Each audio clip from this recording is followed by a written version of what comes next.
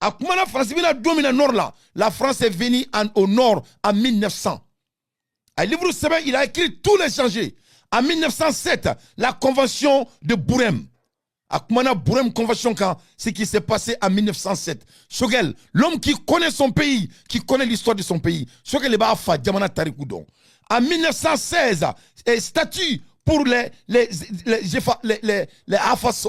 Hofa Hassi. Shogel Koumana Djamana histoire quand c'est que les Hifo Hassi. Shogel connaît, c'est-à-dire son pays. Le défendeur de notre pays, Shogel Kokala Maïga, devant la communauté mondiale, devant l'organisation mondiale, c'est Shogel qui est parti. Shogel est Arabouka Dougoula. A tel Arabouka Dougoula, a Tarakataka Malika plan de sortie pour ne pas que notre pays soit humilié devant le monde. Au Kera Al-Zazira là, Yorom Nani Arabou Moussobi Sikakuma, Nabe Mali défend. Il a parlé de plus de 8 éléments. Amena Bo crise la trop de main. Français Mouneka Anna. Amena Assisi trop de main. Amena Boni Kelen qu'on a la trop de main. Comment on va s'en sortir? Comment on va aller vers l'économie? Comment les Maliens peuvent être ensemble comme un one team, comme Djamana Kele?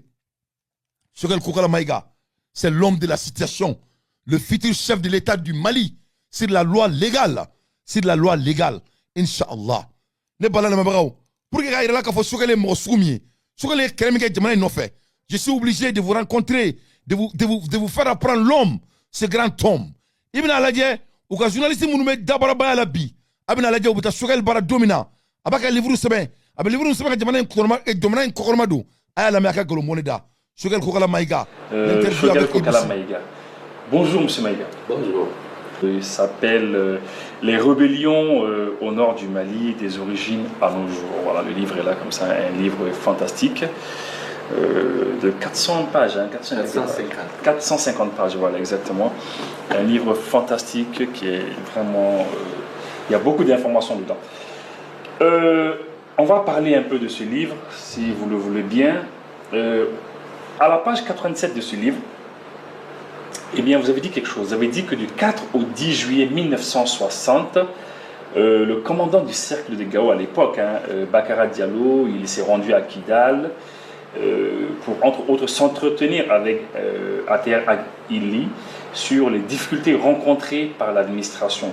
Au cours de l'entretien, ATR Agili a fait savoir que sa tribu tenait au statut particulier que la France leur avait octroyé en 1907.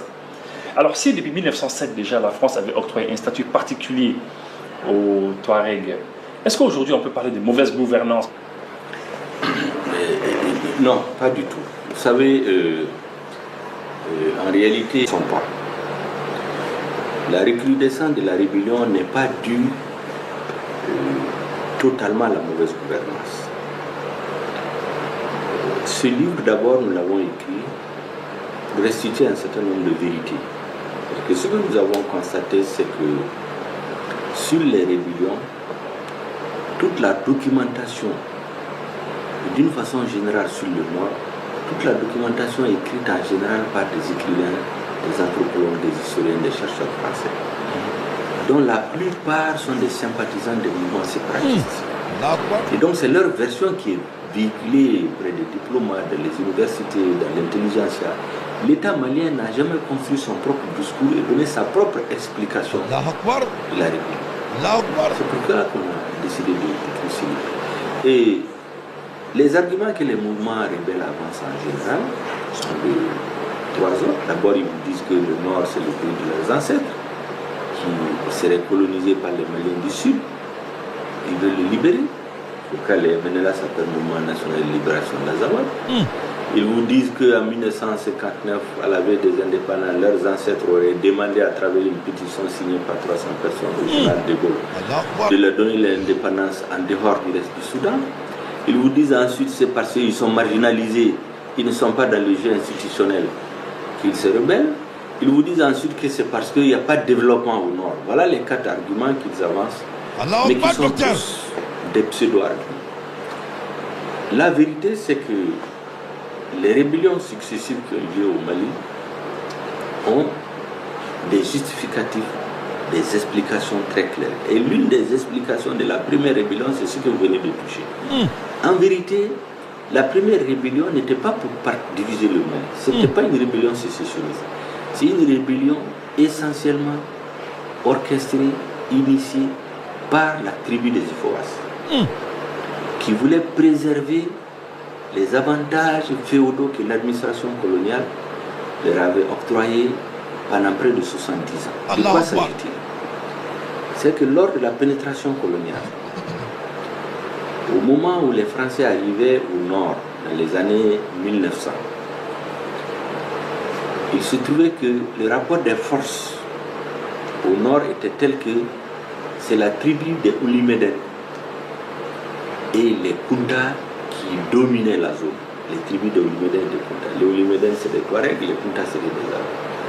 La tribu des Ifovas était dans une situation de suggestion. C'est en quelque sorte une tribu vassale, ils étaient rasiés, ils payaient des impôts à l'administration coloniale française dès les premières heures. C'est pour cela que les Français, en récompense ou en tout cas pour administrer la zone à leur guise, ont pris ce qu'on appelle la convention du 15 septembre 1907, la convention de Bourem, qui dit dans une de ses parties expressement que l'Adra des Ifogas appartient aux Ifogas et à ce qu'il plaira aux Français d'y installer. Fin de citation.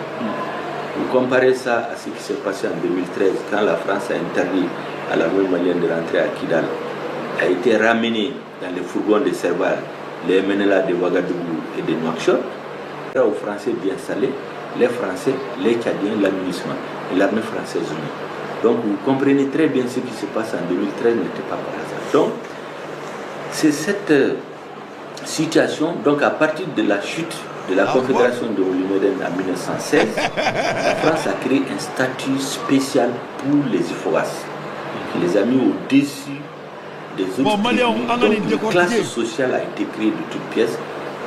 Donc, on a une décortication.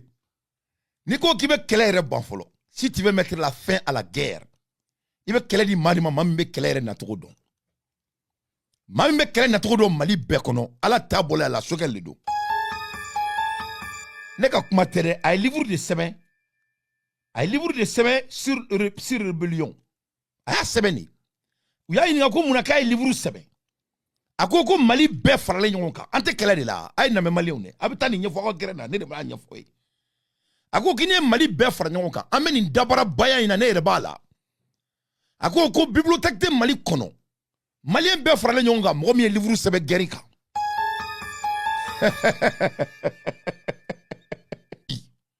ale de taara ɲininka nin na n de san e ma dɔn ala kɛlɛkɛcogo ka ca ne y'a fɔ aw ɲɛna n ko en termes de communication ne b'aw bɛɛ su don aw sara o n